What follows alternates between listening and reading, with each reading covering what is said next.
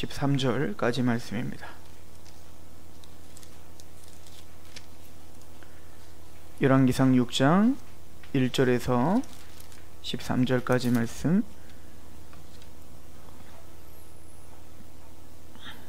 제가 봉독하도록 하겠습니다. 이스라엘 자손이 애굽 땅에서 나온 지 480년이요 솔로몬이 이스라엘 왕이 된 지 4년 15월 곧 둘째 달에 솔로몬이 여호와를 위하여 성전 건축하기를 시작하였더라. 솔로몬 왕이 여호와를 위하여 건축한 성전은 길이가 60규빗이요 너비가 20규빗이요 높이가 30규빗이며 성전의 성소 앞 주랑의 길이는 성전의 너비와 같이 20규빗이요 그 너비는 성전 앞 안에서부터 10규빗이며 성전을 위하여 창틀 있는 붙박이 창문을 내고 또 성전의 벽 곧 성소와 지성소의 벽에 연접하여 돌아가며 다락들을 건축하되 다락마다 돌아가며 골방들을 만들었으니 하층 다락의 너비는 5규빗이요 중층 다락의 너비는 6규빗이요 셋째 층 다락의 너비는 7규빗이라 성전의 벽 바깥으로 돌아가며 턱을 내어 골방 들보들로 성전의 벽에 박히지 아니하게 하였으며 이 성전은 건축할 때에 돌을 그 뜨는 곳에서 다듬고 가져다가 건축하였으므로 건축하는 동안에 성전 속에서는 방망이나 도끼나 모든 철 연장 소리가 들리지 아니하였으며 중층 골방의 문은 성전 오른쪽에 있는데 나사 모양 층계로 말미암아 하층에서 중층에 이르고 중층에서 셋째 층에 오르게 하였더라. 성전의 건축을 마치니라. 그 성전은 백향목 석가래와 널판으로 덮었고 또 온 성전으로 돌아가며 높이가 5규빗 되는 다락방을 건축하되 백향목 들보로 성전에 연접하게 하였더라.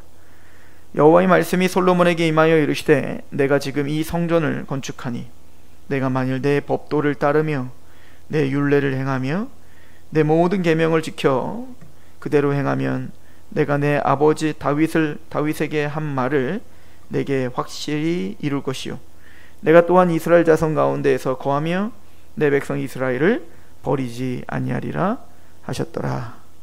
아멘. 드디어 솔로몬이 성전을 건축하는 모습을 오늘 상고합니다. 오늘 말을 시작할 때 솔로몬이 성전을 건축한 이야기를 이제 날짜를 잡죠. 날짜를 잡는데 그 기준이 이제 출애굽이에요.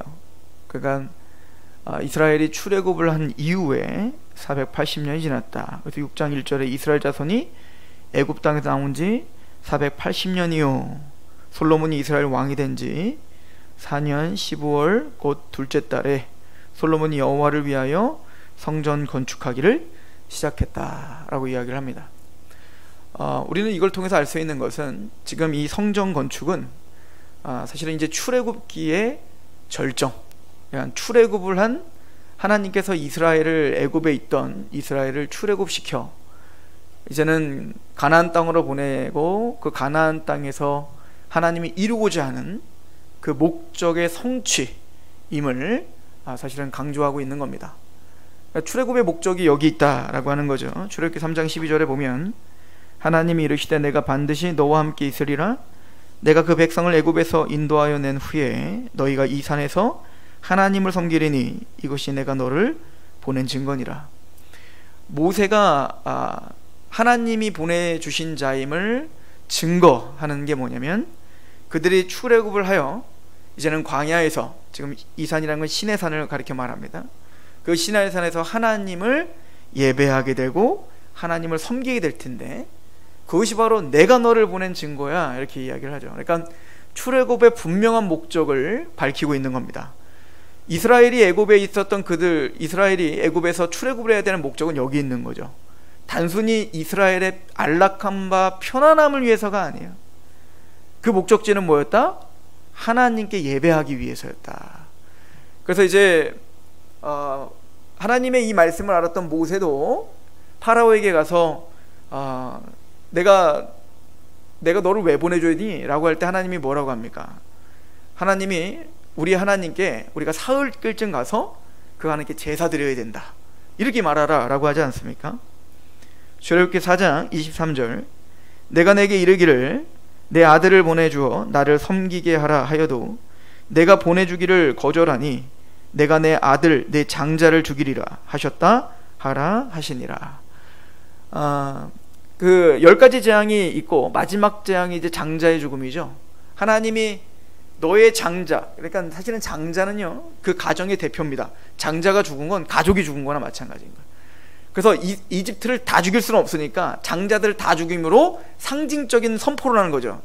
니들은 죽었다, 이 얘기인 거죠. 그러니까 내가 너희의 장자를 죽이는 이유는 내 아들들은 이스라엘이죠. 내 아들들을 마땅히 너희가 보내주어 나를 섬기게 해야 됐는데 너희가 고집스럽게 내 아들들을 보내주지 않으니 내가 네 장자들 다 죽이겠다, 이렇게 되는 거예요. 근데 정신 못 차리죠. 파라오는 끝까지 정신 못 차립니다. 그래서 이스라엘을 끝까지 못 가게 하려고 홍해까지 쫓아왔다가 파라오를 비롯하여 그 모든 병거와 군인들이 싹 다 죽임을 당하는 모습을 우리는 볼 수가 있습니다. 즉 전쟁에서 하나님이 승리하셨죠. 승리하시고 바로 시내산에서 하나님을 숭배하고 하나님을 경배하게 하시는 장면이 보이는 거예요. 자, 그러면 이 출애굽의 목적지가 무엇이라고요? 바로 예배다라고 하는 것입니다. 그 예배를 위해서 광야에서 그래서 하나님이 주시는 게 뭐냐면 성막인 거예요. 성막. 그러니까 성막과 성전은 사실은 같아요. 근데 이 성막은 이동형인 거죠. 왜? 아직 약속의 땅에 도착하지 않았어요. 정착하지 않았다고요. 그러니까 건물을 지으면 안 되죠. 어디까지? 성막은 어디 세워져야 되는 거예요? 예루살렘에 세워져야 되는 거예요. 가나안 땅에 세워져야 되는 거예요. 그리고 아직 이들은 전쟁 중입니다. 그죠? 아직 정복해야 될 대상이 많아요. 아말렉도 쳐들어가야 되고요.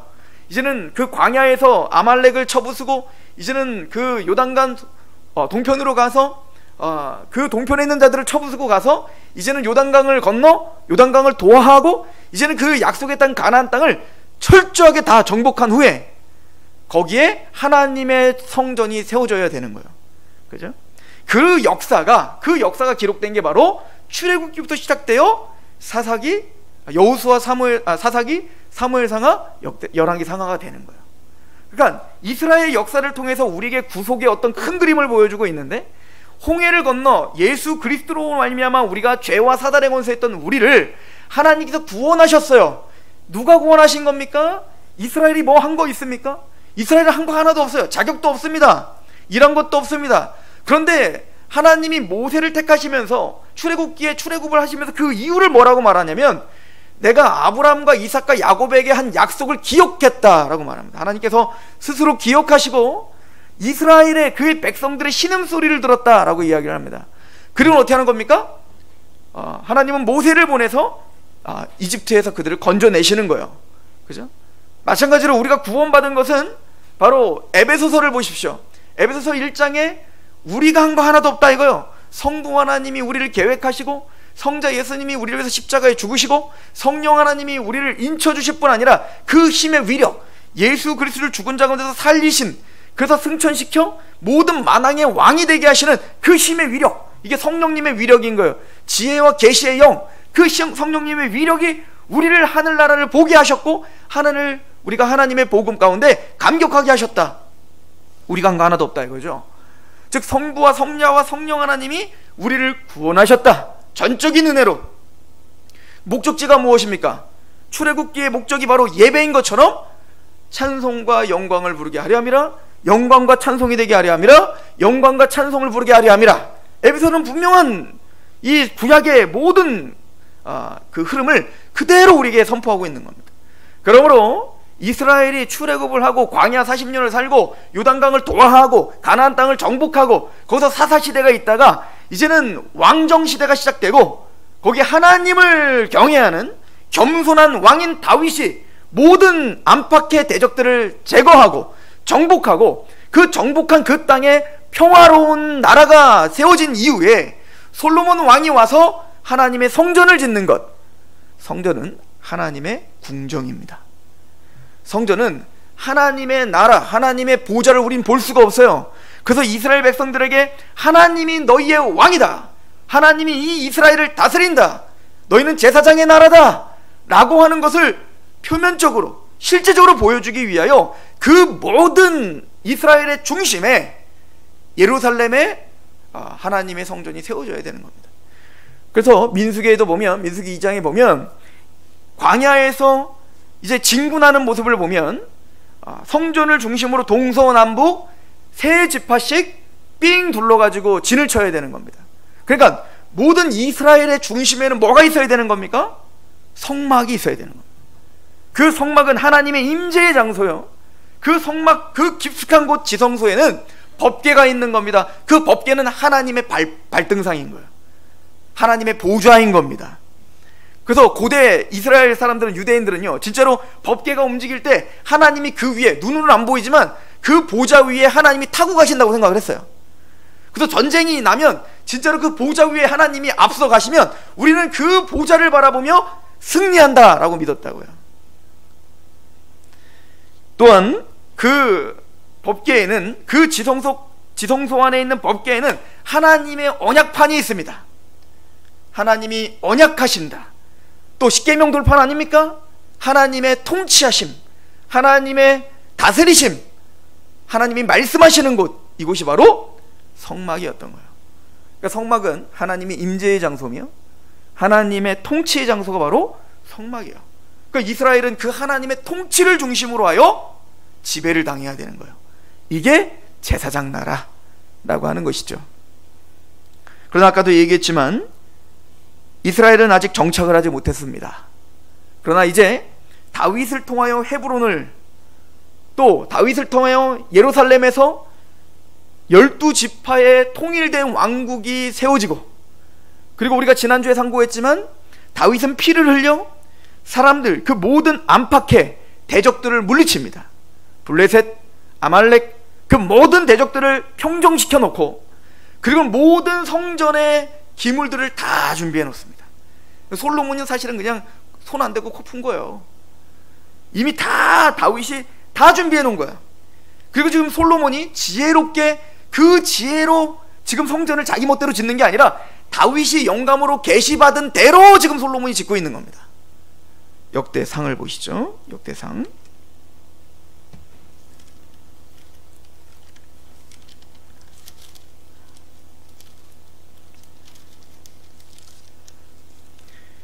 역대상 28장 보세요. 28장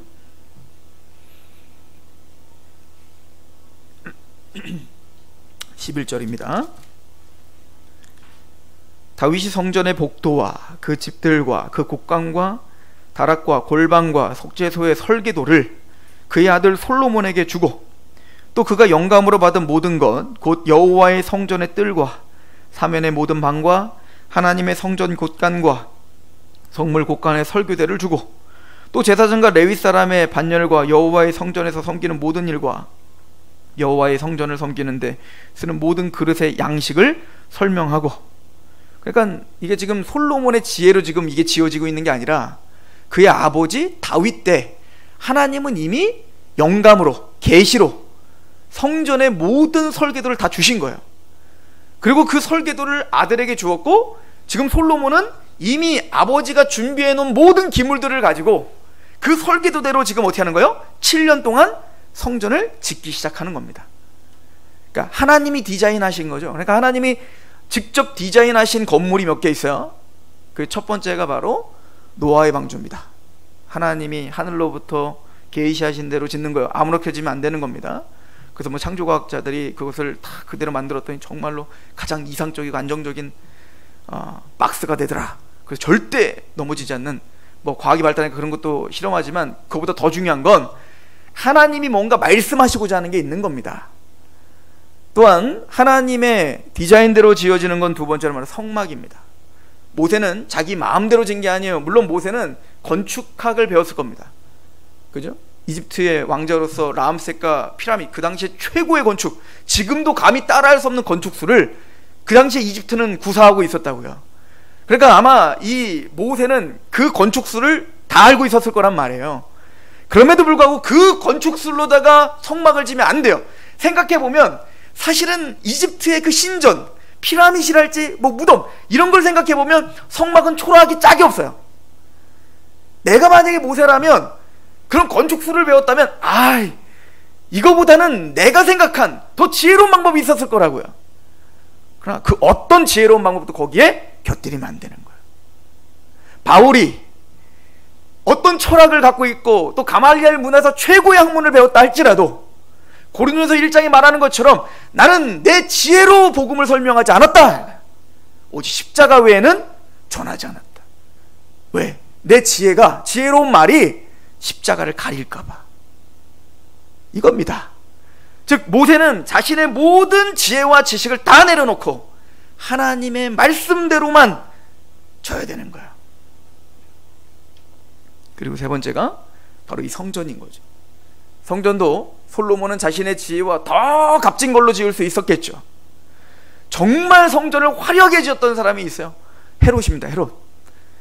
그래서 헤롯 성전은요, 이게 이제 제2성전 아닙니까? 그러니까 이제 이 솔로몬 성전이 무너지고, 그리고 스룹바벨이 나중에 포로기한에서 스룹바벨 성전을 세우고, 나중에 이제 로마가 정권이 잡았을 때 로마에 의하여 세워진 유대의 왕이었던 헤롯. 그 헤롯은 유대인이 아니었어요. 그 사람은 에돔 사람입니다. 그러니까 에돔 사람이니까 유대인이 아니면 원래 왕을 못해요. 그게 이제 신명기에 기록된 원칙이에요. 율법이죠. 그러니까 핸디캡인 거예요. 왕으로서 권위가 안 서는 거야. 그러니까 유대인들에게 잘 보여야 되는 겁니다. 그게 했던 게 뭐냐면 46년 동안 뭐 한 겁니까? 그 성전을 증축해 준 거예요. 화려하게 말입니다. 근데 그게 46년 동안 증축을 해서 그게 언제 완공이 되냐면요, AD 67년경인가 완공이 됩니다. 근데 그거 언제 무너지는 줄 아세요? AD 70년에 무너져요. 3, 4년밖에 못 있다고 무너지는 거예요. 근데 그 성전을 본 그 당시에 말이 있었다는 거 아니에요? 헤롯 성전을 보지 못한 사람은 이 세상에서 가장 아름다운 건물을 보지 못했다.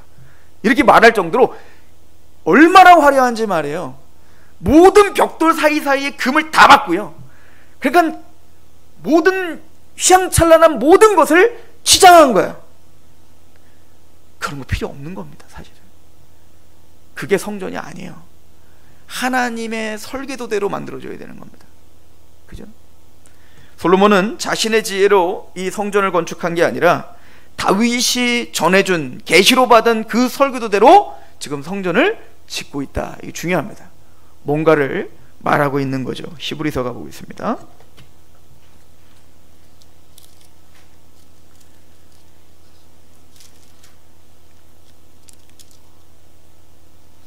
히브리서 우리 9장을 보시죠. 9장 1절, 첫 언약에도 섬기는 예법과 세상에 속한 성소가 있더라. 예비한 첫 장막이 있고 그 안에 등잔대와 상과 진설병이 있으니 이는 성소라 일컫고, 또 둘째 휘장 뒤에 있는 장막을 지성소라 일컫나니 곧 금향로와 사면을 금으로 싼 언약궤가 있고 그 안에 만나를 담은 금 항아리와 아론의 쌍난 지팡이와 언약의 돌판들이 있고 그 위에 속죄소를 덮는 영광의 그룹들이 있으니 이것들에 관하여는 이제 낱낱이 말할 수가 없노라. 이 모든 것을 이같이 예비하였으니 제사장들이 항상 첫 장막에 들어가 섬기는 예식을 행하고 오직 둘째 장막은 대제사장이 홀로 1년에 한 번 들어가다 돼 자기와 백성의 허물을 위하여 드리는 피 없이는 아니하나니. 이렇게 우리 그 하나님이 모세를 통해서 보여주신 성막, 이건 사실은 솔로몬이 보여준 성전도 마찬가지겠죠. 자, 11절 보세요. 그리스도께서는 장래의 좋은 일에 대제사장으로 오사 손으로 짓지 아니한 것 곧 이 창조에 속하지 아니한 더 크고 온전한 장막으로 말미암아 염소와 송아지의 피로 하지 아니하고 오직 자기의 피로 영원한 속죄를 이루사 단번에 성소에 들어가셨다. 그러니까 우리가 잘 아는 것처럼 이 성막과 성전은 예법을 하나님이 철두철미하게 다 보여주셨는데 그것은 뭐죠? 하늘의 성소를 보여주기 위한 거고 예수 그리스도의 단번에 영원히 드려진 제사를 우리에게 설명하기 위한 도구일 뿐임을 성경은 이야기하고 있는 거죠.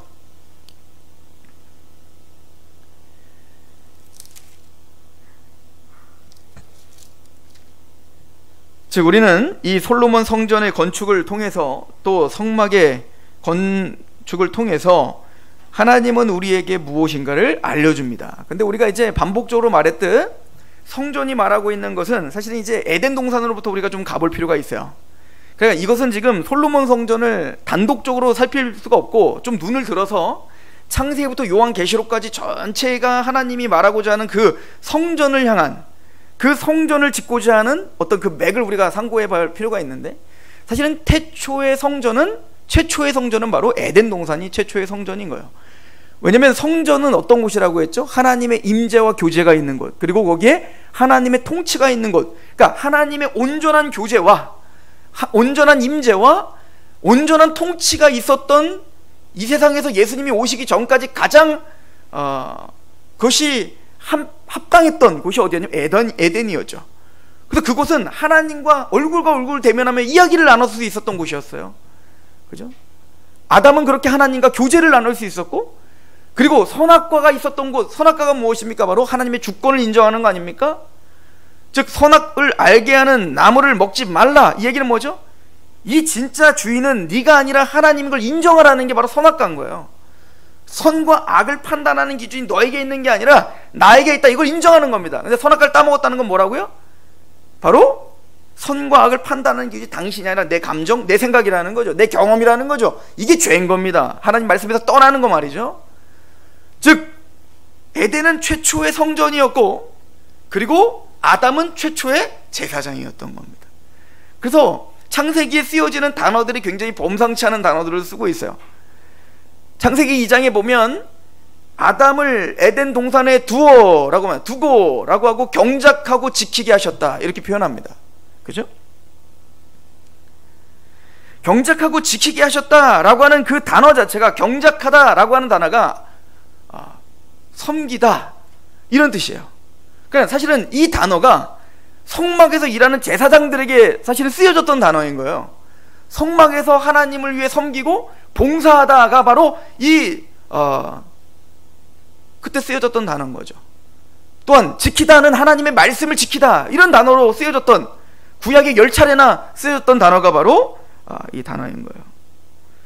그러므로 지금 창세기를 기록한 모세는 이미 아담이 에덴에서 지금 봉사하고 있고 일하고 있고 경작하고 그리고 지키고 있는 것이 하나님 앞에서 제사장으로서 지금 하나님을 위하여 봉사하고 섬기며, 그리고 하나님의 그 말씀과 유업을 지키고 있는 것으로 묘사하고 있는 거죠.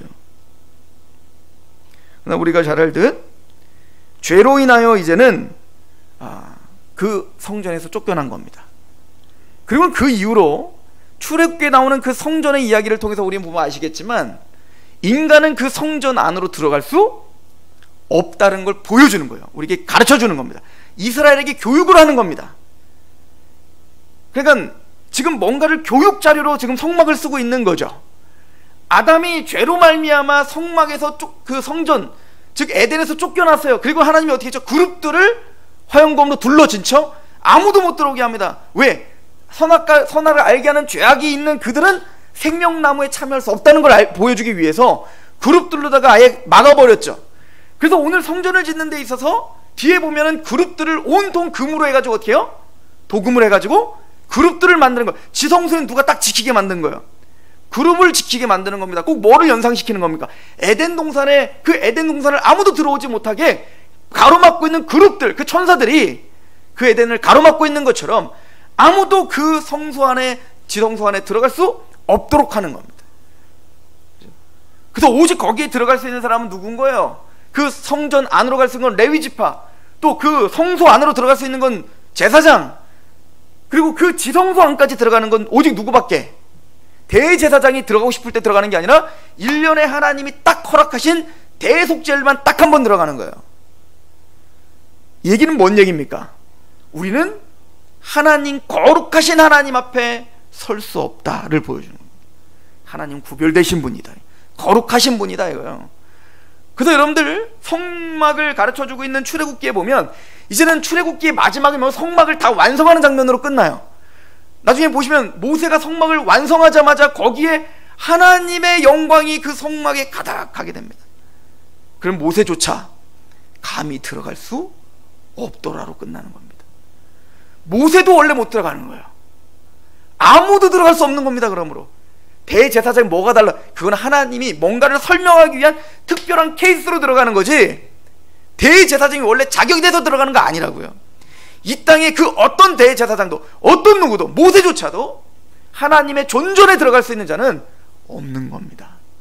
그래서 모세도 시내산에서 하나님을 대면하지만 얼굴은 못 보는 거예요. 그 상징적 의미가 있는 거죠. 우리에게 하나님을 대면하면 죽는 겁니다. 죄인은 말이죠. 참 은혜입니다.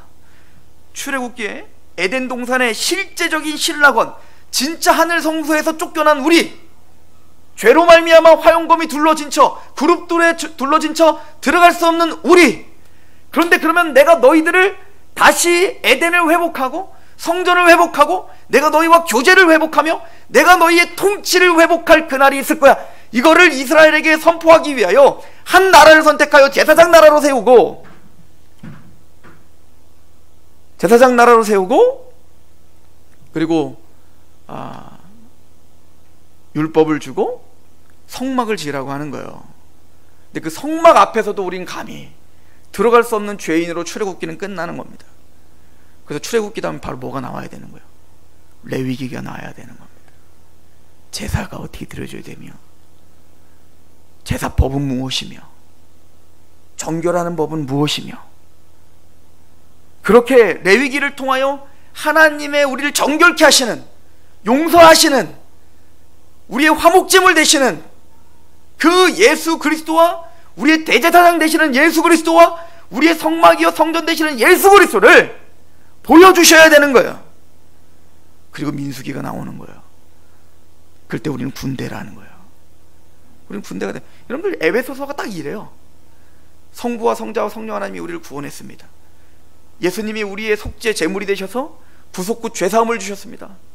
그렇게 홍해를 건너 구원을 받은 그 이스라엘이 제사장 나라가 됐습니다. 그래서 에베소서는 개인적인 구원, 성부, 성자, 성령 하나님의 구원을 이야기하고 1장, 2장, 3장 교회에 대한 이야기를 하는 거예요. 우리가 이스라엘이다. 이제는 공동체다 이거예요. 우리는 이제 성전으로 지어져 가는 하나님의 백성들이다 이거예요. 그 은혜를 경험한 그 십자가의 은혜, 우리의 성전이며 제물이며 제사장이신 예수로 말미암아 구원에 감격 있는 우리, 그래서 우리는 모두가 다 성전으로 지어져 가는 영적 이스라엘. 이제는 그 막힌 담이 예수 십자가로 허물어져서 이제는 이방인이나 유대인이나 이제 하나가 되어 하나님을 섬기는 자. 예전에는 언약에서 외인이었지만 이제는 우리는 외인들이 아니에요. 하나님의 권속이요 하나님의 집이다. 이게 에베소서가 하는 얘기입니다. 그럼 마지막에 뭐라고 하죠? 전신갑주를 취하라. 그래서 우리는 군인이다. 그리스도의 군인, 여호와의 군이다. 죄와 싸우는 우리는 군인이야. 얼마나 일맥상통합니까? 구약의 맥과 신약의 맥은 똑같이 가고 있는 거예요. 지금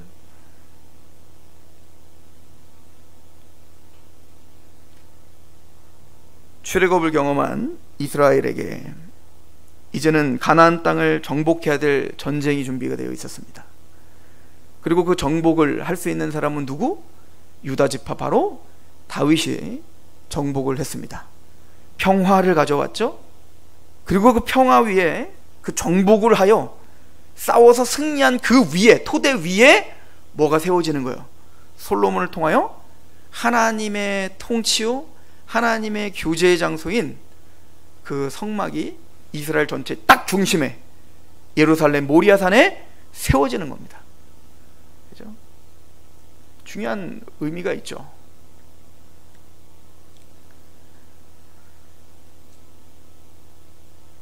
우리도 마찬가지입니다. 예수 그리스도로 말미암아 십자가로 승리하신 이후에 이제는 우리에게 참된 안식을 주신 이후에 우리 안에 뭘 세우시는 거예요? 하나님의 성전을 세우시는 겁니다. 하나님이 우리에게 임재하시고 하나님이 우리를 통치하시는 그 성전이 세워지는 거예요. 그래서 성막과 성전과 이 노아의 방주는 다 누구를 가리켜 얘기합니까? 바로 예수. 이 성막과 성전이 세워지기 전에 이미 또 하나 힌트를 주죠. 그게 누구냐면 바로 야곱에게 주는 거예요. 야곱. 베델에서 하늘과 땅을 연결하는 사닥다리가 보입니다. 하늘과 땅을 유일하게 오르락내리락 할 수 있는 곳, 그리고 그 사닥다리 위에서 하나님의 언약이 선포됩니다. 내가 이 땅을 주마, 내가 너에게 자손을 주마, 내가 너와 함께하여 이곳에 다시 오게 해주마. 땅 10옥, 세 가지 약속을 베푸는 거예요. 그리고 그때 야곱이 잠을 깨어 하는 얘기가 뭐죠? 이곳에 하나님이 거하시는 줄 나는 미처 몰랐다 이거예요. 이곳이 바로 하나님의 집이다. 베델, 베델. 이게 성전이에요 사실은. 근데 이 이야기는 야곱에서 끝나는 게 아니라 그 전에 이미 힌트로 또 한 번 줬어요. 그게 바로 아브라함이 이삭을 바치는 장면인 겁니다. 하나님은 100세 때 준 그 이삭을 바치라 라고 하는 겁니다. 하나밖에 없는 이삭을 하나님이 약속하셨으니 이 이삭을 다시 돌려주시겠지 라고 하는 약속을 믿음으로, 히브리서 11장의 말처럼 약속을 믿음으로 그 이삭을 바치러 가는 아브라함의 심정은 처참했을 겁니다. 하나밖에 없는 독생한, 독특한 아들을 내어줘야 되는 거예요. 그리고는 그곳에 올라가는데 아들이 물어봐요. 아버지, 제단을 준비할 수 있는, 태울 수 있는 그런 장작이나 칼과 이런 다 준비됐는데 번제할 양이 없네요. 번제할 양은 여호와께서 자기를 위하여 준비하시리라. 뭔가 믿었던 거죠. 가서 이삭을 죽이려고 하는 그 찰나 하나님이 어떻게 하죠? 멈추라. 그리고 다른 번제할 제물을 주십니다. 그리고는 거기서 여호와 이레라고 하는 명칭을 붙입니다. 하나님께서 이 산에서 예비하시리라, 이 산에서 준비하시리라. 그게 모리아산이죠. 그 모리아산에 오늘 솔로몬 성전이 세워지는 거예요. 역대하 한번 가보시죠.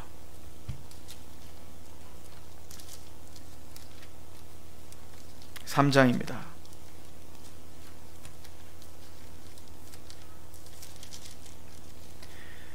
3장 1절. 솔로몬이 예루살렘 모리아산에 여호와의 전 건축을 시작하니 그곳은 전에 여호와께서 그의 아버지 다윗에게 나타나신 곳이요 여붓사람 오르난의 타작마당에서 다윗이 정한 곳이라. 아브라함이 이삭을 바쳤던 그 장소에서 솔로몬 성전이 세워지는 거예요. 이거는 뭐에 대한 성취입니까? 아브라함의 예언의 부분적 성취입니다. 이곳에서 예비하리라. 우리를 위한 제물, 지금 내 아들이 죽을 수밖에 없는데 그 아들 대신 하나님이 예비하신 제물이 있으리라. 근데 진짜 있었어요. 내 아들을 대신한, 그래서 죽었다가 그 아들을 살려받은 그런 것처럼 우리를 위한 제물이 이곳에서 예비되리라. 그것이 바로 성전인 겁니다. 그리고 그 제물이 누군지를 우리에게 보여주기 위한, 더 구체화하기 위해서 성전이 세워지고 또 거기에 제사법이 세워지는 거예요. 그리고 그 성전이 누구인가? 하나님의 집, 하늘과 땅을 연결한 유일한 사닥다리, 우리의 제물. 요한복음은 이렇게 시작합니다. 태초에 말씀이 있었으니 그 말씀이 하나님과 함께 있었으니 그 말씀이 곧 하나님이라. 이 말씀이 육신 가운데 거하심에 우리가 그 영광을 보니 독생자의 영광이요 은혜와 진리가 충만하더라. 독생자의 영광이요, 모노게네스요. 이삭을 모노게네스라 부르고 있지 않습니까? 그 영광이요 은혜가 지가 충만한데 거기 뭐라고 써있죠? 말씀이 육신 가운데 거하심에, 이게 뭐라고요? 스케노, 장막을 치시면, 계시록에 가면 14만 4천에게 그 위에 장막을 치시리라 이런 말인데 그게 스케노예요. 똑같은 단어입니다. 그러니까 예수님이 육체 가운데 이 땅에 오신 게 뭐라는 거예요? 모세의 그 성막이다 이거예요. 예수님이 성막이시다. 그럼 요한복음 1장 마지막 절에 뭐라고 하죠? 천사들이 인자 위에 오르락내리락 한 것을 너희들이 보리라. 내가 베델이란 얘기 아니에요? 야곱이 보았던 하늘과 땅을 연결한 유일한 사닥다리가 바로 나다 이 얘기인 겁니다. 내가 베델이다. 내가 하나님의 집이다. 내 안에서만 하나님과 교제할 수 있고, 내 안에서만 하나님의 통치를 볼 수 있고, 내 안에서만 하나님과 화목할 수 있는 여호와의 유일한 성전이요 성막이요 베델, 나다, 이걸 얘기하는 거예요. 그럼 요한복음 2장에 대놓고 얘기하시죠. 이 성전 무너뜨려버려. 내가 3일 만에 다시 세우리라. 아니 46년 동안 지은 성전을 어떻게 세운단 말이야? 제자들도 깨닫지 못했죠. 근데 예수님이 죽었다가 부활하신 이후에 알았더라. 그의 육체가 성전이라는 사실을. 요한복음 2장에 그대로 쓰여 있죠. 그리고 성전 되시는 그 예수 그리스도를 믿고 있는 우리가 바로 성전이신 겁니다. 왜요? 예수님이 거하시는 곳이 곧 하나님의 집인데 그 예수님이 지금 우리에게 거하고 계시는 거예요. 그래서 고린도전서 3장 16절 너희가 하나님의 성전인 것과 하나님의 성령이 너희 안에 거하시는 줄 알지 못하는가. 하나님의 성전이 거룩하니 너희도 거룩하라. 여러분들, 이스라엘 백성들이 광야에서 그 성전 지성소에서 그 연기가 올라와 구름 기둥을 이루어 전체 이스라엘을 뒤덮고 있는 그 구름의 광경을 한번 상상해 보십시오. 이거를 쉐카이나라고 해요. 쉐카이나 영광. 그 압도하는, 그 아래에서는 전갈과 뱀의 해를 받지 않는 하나님의 철두철미한 보호가 있는 그곳. 근데 그 성막 자체가 우리 안에 계시다는 거예요. 더 놀라운 게 뭡니까? 우리가 더 놀라운 겁니다. 사실은 그건 하나의 그림일 뿐이지만 우리가 실제인 거예요. 우리가. 그렇죠? 성전은 하나님이 거하시는 왕궁입니다. 하나님의 임재와 통치를 그 성막을 통해서 강조하죠. 그래서 여러분들 레위기 26장, 제가 지금 말하는 걸 다 생각하시면서 레위기 26장을 한번 보시죠.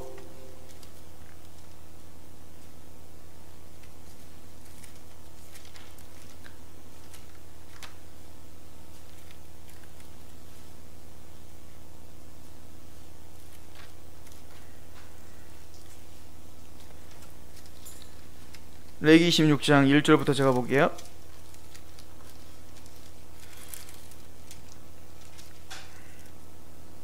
26장 1절 너희는 자기를 위하여 우상을 만들지 말지니 조각한 것이나 주상을 세우지 말며 너희 땅 조각한 석상을 세우고 그에게 경배하지 말라. 나는 너희의 하나님 여호와임이니라. 너희는 내 안식을 지키며 내 성소를 경외하라. 나는 여호와이니라. 하나님의 성소를 경외하라는 거예요. 너희가 내 규례와 계명을 준행하며 내가 너희에게 철 따라 비를 주리니 땅은 그 산물을 내고 밭의 나무는 열매를 맺으리라. 너희의 타작은 포도 딸 때까지 마치며 너희의 포도 따는 것은 파종할 때까지 미치리라. 너희가 음식을 배불리 먹고 너희의 땅에 안전하게 거주하리라. 내가 그 땅에 평화를 줄 것인즉 너희가 누울 때 너희 두렵게 할 자가 없을 것이며 내가 사나운 짐승을 그 땅에서 제할 것이요 칼이 너희의 땅에 두루 행하지 아니할 것이며 너희 원수들은 쫓으리니 그들이 너희 앞에서 칼에 엎드려질 것이라. 또 너희의 다섯이 백을 쫓고 너희의 백이 만을 쫓으리니 너희의 대적들이 너희 앞에서 칼에 엎드려질 것이며 내가 너희를 돌보아 너희를 번성하게 하고 너희를 창대하게 하며 내가 너희와 함께한 내 언약을 이행하리라. 번성하고 창대케 하고, 이게 다 아브라함에게 한 약속을 그대로 너희에게 성취하겠다는 얘기거든요. 너희는 오래 두었던 묵은 곡식을 먹다가 새 곡식으로 말미암아 묵은 곡식을 치우게 될 것이며 풍성하게 될 거라는 얘기예요. 내가 나의 성막을 너희 중에 세우리니 내 마음이 너희를 싫어하지 아니할 것이며 나는 너희 중에 행하여 너희의 하나님이 되고 너희는 내 백성이 될 것이니라. 나는 너희를 애굽 땅에서 인도하여 그들을 종되었던 것을 면하게 한 너희의 하나님 여호와니라. 내가 너희의 명예의 빗장을 부수고 너희를 바로 서서 걷게 하였다. 자, 성막을 세웠습니다. 성막을 세우고 우리는 뭘 경외해야 돼요? 하나님의 성소를 경외해야 됩니다. 그 하나님의 성소를 경외하는 자의 특징이 뭐죠? 하나님의 율례를 따르는 겁니다. 그렇지 않아요? 하나님의 말씀을 따르는 거죠. 하나님의 말씀을 사랑하는 겁니다. 그런 결론적으로 뭐냐면 그 인생, 그 이스라엘의 중심에 성소가 있고 모든 이스라엘은 그 성소를 경외하며 그 성막을 중심으로 하여 하나님을 경외하는 마음으로 하나님의 말씀을 따르고, 하나님은 우리에게 최고의 복을 주시고, 이 상태를 뭐라고 하냐면 12절에 나는 너희 중에 행하여 너희의 하나님이 되고 너희는 내 백성이 되라. 이걸 쉽게 말하면 하나님은 하나님 자리에, 너희는 너희 자리에. 아담이 죄로 말미암아 뒤틀어졌던 그 질서가 다시 회복되는 거, 이걸 의라고 하는 거예요. 짜다크. 하나님은 하나님 자리에 가시고 우리는 그의 백성 자리로 가는 겁니다. 하나님은 하나님 자리에 가시고 우리는 그 하나님의 전적인 은혜 가운데 사는 흑의 자리로 가는 거예요. 그래서 나는 너희 하나님이 되고 너희는 내 백성이 되리라. 이게 성막과 항상 같이 짝을 이루고 어디까지 가냐면 계시록까지 성경 전체에서 이 얘기를 하고 있는 겁니다. 문제는 근데 하나님에게 범죄함으로 말미암아 최초의 성전이었던 에덴에서 쫓겨난 것처럼 이놈의 이스라엘도 하나님이 그런 감격적인 은혜로 말미암아 구원을 시켜주고 그리고 이 가나안 땅을 정복하게 하시고 거기에 성전을 세워 그렇게 하나님을 찬양하는 제사장 나라로 만들었더니 그들 또한 죄 때문에 예레미야서를 보십시오. 왜 너희가 왜 성전이 무너져야 되나? 죄악 때문이라는 거 아니에요? 이것은 내 성전이라, 이건 여호와의 성전이라 아무리 외쳐보라는 겁니다. 그러니까 그 성전이 중요한 게 아니라 하나님의 말씀에 순종하는 게 중요한 거예요. 성전은 모형일 뿐입니다. 진짜 중요한 건 그 하나님의 언약과 말씀이요, 진짜 하나님의 성전이에요. 하나님은 우리의 하나님이 되시고 나는 그의 백성이 되는, 하나님은 하나님 자리에, 우리는 나의 백성 자리에 가는 게, 이게 진짜 중요해요. 근데 이것들은 하나님이 주신 그 성전을 오해했습니다. 진짜 이루어질, 내 안에 있어야 될 그 성전, 그리고 하나님이 완성하실 그 진짜 하나님의 성전을 보지 못하고 그냥 보여지는 그 성전을 만족한 거예요. 거기에 집착한 거죠. 그래서 이 이야기를 깨닫게 하는 장면이 뭐냐면 바벨론으로 끌려가는 겁니다. 이스라엘들이, 유대인들이 바벨론으로 끌려가는데 에스겔서는 그걸 정확하게 이야기하죠. 하나님께서 예루살렘 성전에서 영광이 떠나고 있는 모습을 보여주는 거예요. 그룹들에 타서 하나님의 영광이 붕 떠가지고 그룹들에 타가지고 그러니까 움직이는, 이 얘기는 뭐죠? 이제는 보여지는 성전은 더 이상 하나님의 영광이 임재하는 성전이 아니다 이거예요. 무너질 것이다 얘기인 거죠. 근데 성전이 무너지기 전에 지금 에스겔을 비롯하여 1차로 포로로 끌려간 그 사람들, 그발강가에 지금 난민촌처럼 지금 살고 있는 그 사람들, 예루살렘에 살고 있는 사람, 그 사람들을 비난했습니다. 우리가 성전이 무너지고 예루살렘에 이렇게 압제를 당하는 게 저놈들 때문이구나, 저놈들 죄 때문이구나. 우리는 괜찮다. 왜? 우리는 평안하니까.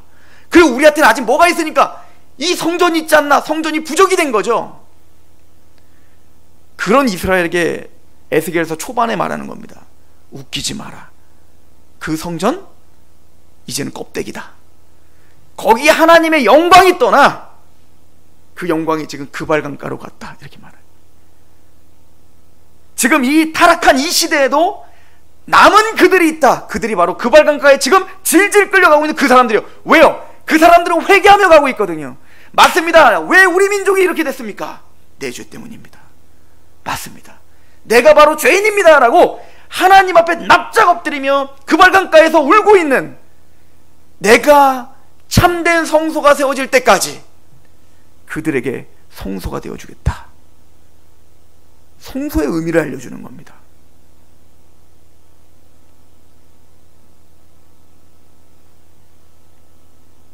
우리는 어떤 사람입니까? 우리가 바로 그 성소를 회복한 사람들인 거예요.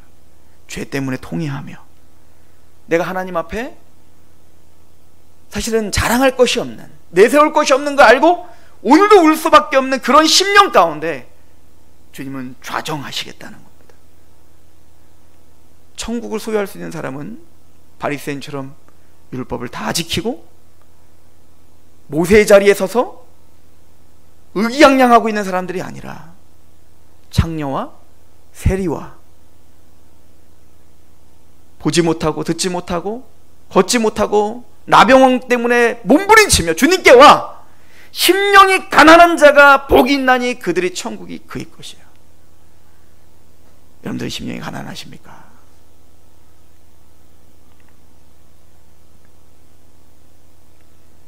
그리고 우리는 성전이 온전히 회복될 그날을 이야기한다. 그래서 패턴이 그래요. 우리 지난주에 배웠지만 다윗은 정복했고, 그 정복한 토대 위에 누가? 솔로몬이 성전을 세우고, 다윗도 예수고 솔로몬도 예수를 예표한 거죠. 그죠? 예수님은 혼자 다 하시는 거예요. 제사장도 예수님, 제물도 예수님, 성전도 예수님, 다 예수님이에요. 그래서 우리 아동부 설교하면 애들이 너무 잘 맞춰요. 이거 뭐야? 그러면 다 맞춰요. 그냥 예수님만 하는 90% 다 맞아요. 그래서 요한계시록에 보면 예수님의 재림을 이렇게 표현하고 있어요. 백마를 타고 오는 충신과 진실이신 예수가 온몸에 피를 다 뒤집어 쓰고 오시는, 개선하고 있는 장면을 보입니다. 신학자들은 둘로 나눠져요. 그 피를 둘로 뒤집어 쓰고 있는 그 예수님의 피는 뭐냐라고 할 때 많은 사람들은 어린 양의 피, 구속의 피라고 생각해요. 그렇지 않습니다. 그것은 이사야서를 인용한 거예요. 이사야서 63장에 보면 하나님께서 하나님을 대적해서 에돔을 쳐부시고 심판하시고 오시는 장면을 보입니다. 근데 어디 갔다 오십니까? 그랬더니 하나님이 온몸에 피투성인 거예요. 어디 갔다 오시는 겁니까? 대적들을 쳐서 그들의 피가 튄 겁니다. 즉 심판의 피예요. 승리의 피입니다. 그리고는 여호와께서 뭐라고 하시냐면 나 홀로 싸웠다 이렇게 말합니다. 나 홀로. 그 얘기인 거예요. 다윗이 모든 안팎의 대적들을 정복한 것처럼 예수님은 이제는 다시 오셔서 철장만국을 다스리실 겁니다. 그리고는 모든 역사를 정리하시면서 그 예수를 우리가 볼 때 온몸에 피를 튀겼을 겁니다. 치열한 전투가 있었다는 걸 보는 거예요. 그런 심판의 칼을 휘둘러 모든 자를 평정하고 그 진노의 포주 틀을 홀로 밟으신 겁니다. 그리고 우리는요, 뒤에 수많은 예수의 군대들이 오는데 그들은 피 한 방울 튀지 않은 흰옷을 입고 개선하며 오는 거예요. 아무것도 한 게 없어요. 앞서 홀로 싸우시고 홀로 심판하신 예수 그리스도의 은혜 가운데 우리는 이긴 자라는 칭함을 받고 은혜로 개선하고 있는 모습을 보여주고 있는 겁니다. 그 위에 이제 새하늘과 새 땅이 내려오는 걸 보여주는 겁니다. 다윗이 모든 전쟁에 승리한 이후에 솔로몬의 성전이 세워지듯 예수 그리스도께서 이제는 모든 전쟁에 승리하신 이후에 새하늘과 새 땅이 오는데 신부가 신랑을 기다리며 단장하는 것 같이 아름다운 하나님의 성전이 오는데, 새 예루살렘이 오는데, 새하늘과 새 땅이 오는데 거기에는 성전이 보이지 않더라는 겁니다. 왜요?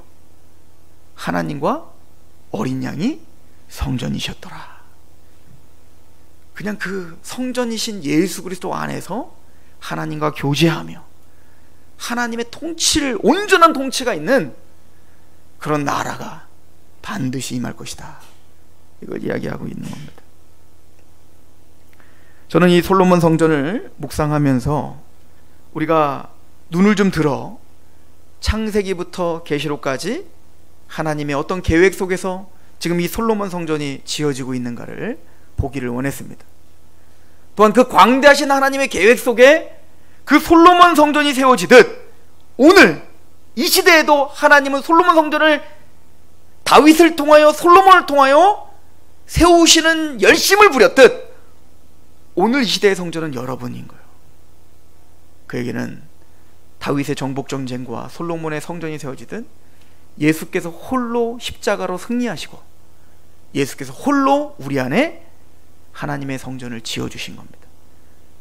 그리고 여기서 멈추는 게 아니라 그 성전된 우리가 한 교회로, 몸된 교회로 모여 서로 결합되고 연합되어 그 완성될 하나님의 참된 성전, 그 성전으로 지어져 가기를 바라는, 지금까지 한치 오차도 없이 이런 하나님의 계획과 능력이 철저하게 이루어지고 성취된 것처럼 우리에게도 십자가의 은혜로 그 성전이 세워졌고 예수님은 반드시 재림하시어 그 완성될 성전이 세워지리라. 거듭나 산소망이 있는, 세상이 빼앗을 수 없는 그 기쁨이 있는 저런 되기를 축원합니다. 그런 눈으로 교회를 바라보셔야 되는 거예요. 그런 눈으로 성도를 바라보시고 그런 눈은 나를 바라보시는 거예요. 하나님이 나를 어떻게 멋지게 지금 빚어가고 계시는 거예요. 이렇게 오합지졸과 같은 사람들을 한 사람 한 사람 불러 서로 맞지도 않는 사람들을 모여서 지금 얼마나 멋있는 하나님의 영적인 성전을 우리를 통하여, 이 교회를 통하여 또 짓고 계시는가, 그리고 어떻게 완성하실 것인가, 그것을 함께 기뻐하며 바라보는 저람 되기를 축원합니다. 기도하겠습니다.